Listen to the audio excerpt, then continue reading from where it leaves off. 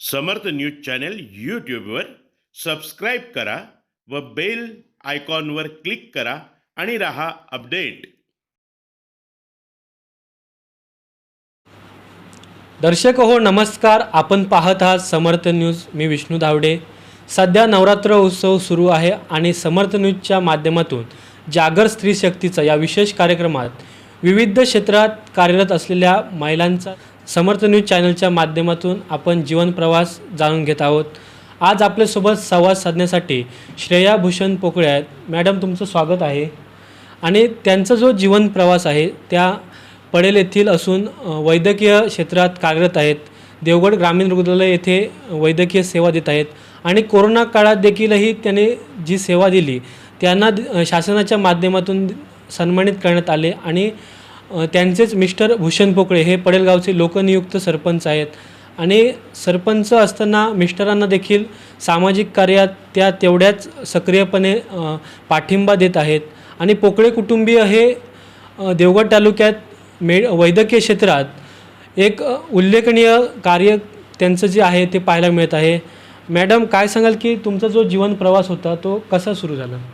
नमस्कार, मी श्रेया भूषण पोकळे, पूर्वाश्रमीची विजयश्री राधाकृष्ण पारकर।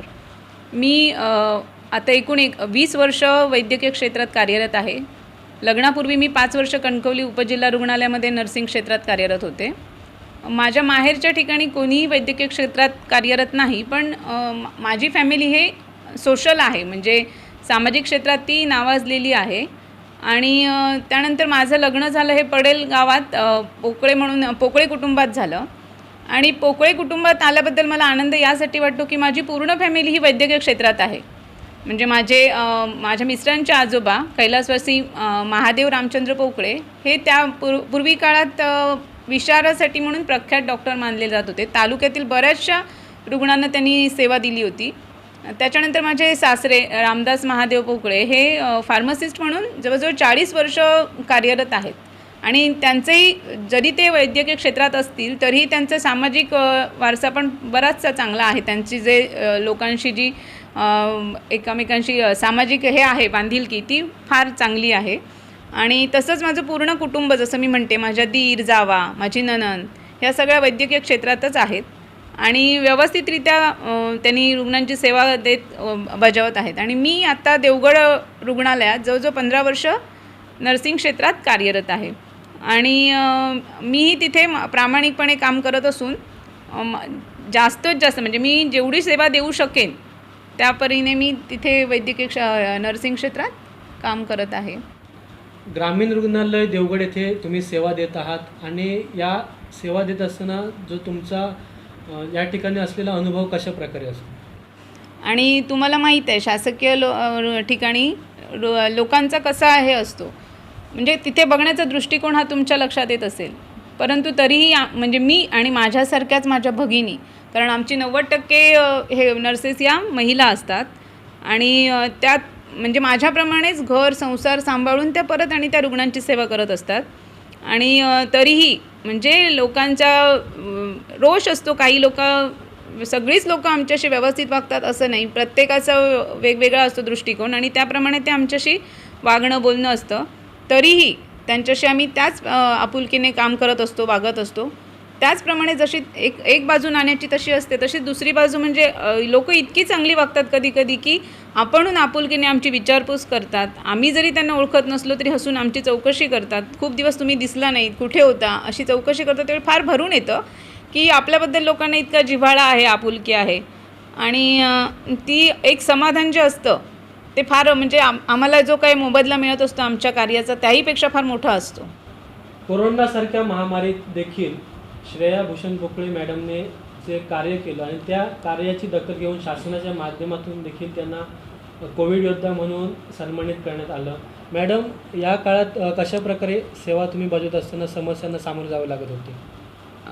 कोरोना काळात कोरोना ही महाभयंकर आजार आला होता आणि मीच म्हणणार नाही, माझ्याप्रमाणे माझ्या सगळ्या भगिनी, माझा सगळा स्टाफ म्हणजे नर्सेसच काय, डॉक्टर, नर्सेस, आमचे क्लास 4 या सगळ्यांनी आपल्या जीवाची पर्वा न करता म्हणजे लोक त्यावेळी एकमेकांशी बोलायला, म्हणजे आई मुलाशी किंवा म्हणजे हे खूप अनुभव आहेत की लोक एकमेकांशी सुद्धा बोलत नव्हते पण आम्ही आमची सेवा जी प्रामाणिकपणे देत होतो आम्ही त्यावेळी आमचा कसलाच विचार केला नाही, मी माझ्या भगिनींनी. कारण आमची लहान मुलं होती, सासू सासरे होते वयस्कर, आई वडील होते काहींचे वयस्कर, तरीही ती लोकं तिथे सेवा बजावत होतो आम्ही.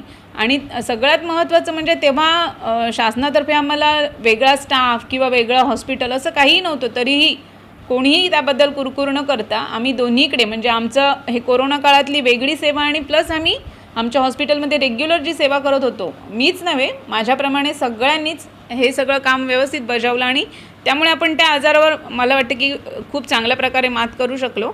इतर देशांपेक्षा आपण फार इथे लवकर त्याच्यावर उपचार म्हणा किंवा आपण त्याला लवकर संपवू शकलो ह्या आजाराला आणि आपण त्याच्यात ती लढाई आपण सगळ्यांनी मिळून जिंकली. आणि या काळात मला किंवा माझ्या फ्रेंड्सना असं म्हणजे मला त्यावेळी अनुभव आला की हे काम करता करता आणि हे आम्हाला आधीच माहीत होतं की आम्हालाही कधीतरी हा आजार होणारच आहे.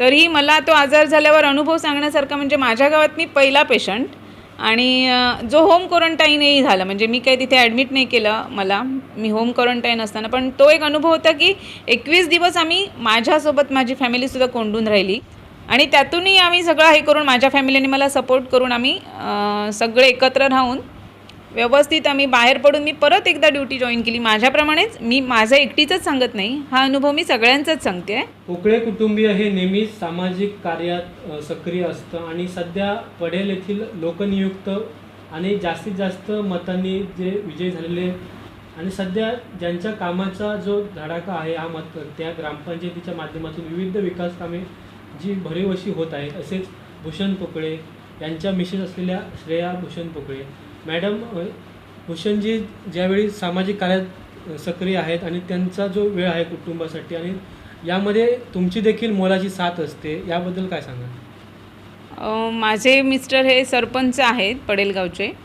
आणि या गोष्टीसाठी माझा त्यांना पूर्णपणे पाठिंबा आहे. ते सामाजिक क्षेत्रात खूप चांगलं कार्य करत आहेत आणि म्हणजे माझ्या दृष्टीने म्हणाल तर मी त्यांना एवढीच मदत करू शकते की आमच्या गावातील कुठचाही पेशंट आला तर मी त्यांना माझ्या घरच्याप्रमाणेच ट्रीट करते. मी सगळ्याच रुग्णांना व्यवस्थितच सेवा देतो. पण माझं गाव म्हणजे माझं कुटुंब, कारण माझा नवरा हा सरपंच असल्यामुळे मला त्याप्रमाणेच ती सेवा वागावं लागतं आणि यासाठी माझा त्यांना पूर्ण पाठिंबा आहे. तसंच मी म्हटलं तसं माझं पूर्वीचं पण कुटुंब सामाजिक क्षेत्रात होतं माहेरकडून पण आणि आता हे सुद्धा कुटुंब आणि त्याबद्दल मला आनंद आहे. मी जरी रुग्णसेवा देत असेल तरीही आमचं कुटुंब हे सामाजिक क्षेत्रात असल्यामुळे मला गावातील महिलांचासुद्धा पूर्ण सपोर्ट असतो. कुठच्याही कार्यक्रमात किंवा कशातही असेल, गावात काही असेल तरी मला महिला म्हणजे व्यवस्थित त्यांचा मला पाठिंबा असतो किंवा त्या तिथे आल्यावर मी त्यांना तसा पाठिंबा देत असते. आणि मी म्हणेन की अशा रीतीनेच आमचा फक्त रुग्णसेवा किंवा वैद्यकीय क्षेत्रात असंच नाही की सामाजिक क्षेत्र आणि वैद्यकीय क्षेत्र अशा रीतीने मी सर्व महिलांना म्हणजे मी नर्सिंग क्षेत्रात आहे आणि म्हणून मी करते असं नाही. आमच्या गावातील सगळ्याच महिला, बऱ्याचशा महिला ज्या हाऊसवाईफ आहेत त्यासुद्धा खूप चांगल्या प्रकारे वेगवेगळ्या क्षेत्रात त्यांच्यात प्रावीण्य आहे आणि मला असं वाटतं की मला कधी संधी मिळाली तर मी त्यांच्यातलं जो काही कलागुण आहेत ते विकसित करून त्यांना माझ्यासोबत घेऊन मी काहीतरी करावं अशी माझी इच्छा आहे. प्रत्येक महिला ही नवदुर्गाच आहे, फक्त तिला कोणीतरी सांगितलं पाहिजे की बाबा तुझ्याकडे हे कलागुण आहेत.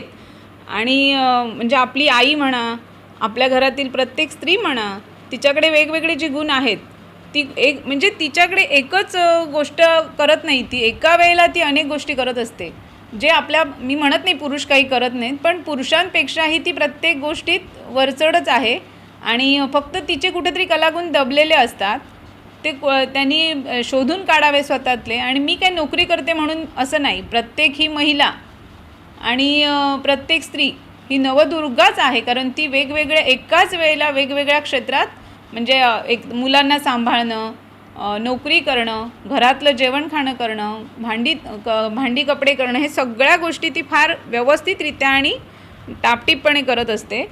आणि अशा प्रत्येक महिलेचा, प्रत्येक नवदुर्गेचा मी सन्मान करते आणि त्यांना माझ्या शुभेच्छा आहेत आणि त्या अशाच नवदुर्गा बनत राहू देत अशी मी आशा व्यक्त करेन. आणि माझ्याकडून सर्वांना नवरात्रीच्या हार्दिक शुभेच्छा. तसंच मला हे 2 शब्द बोलण्याबद्दल समर्थ न्यूज चॅनलने जी काही संधी दिली आणि माझं मनोगत व्यक्त करायला मला दिलं त्याबद्दल मी समर्थ न्यूज चॅनलचे सुद्धा आभारी आहे.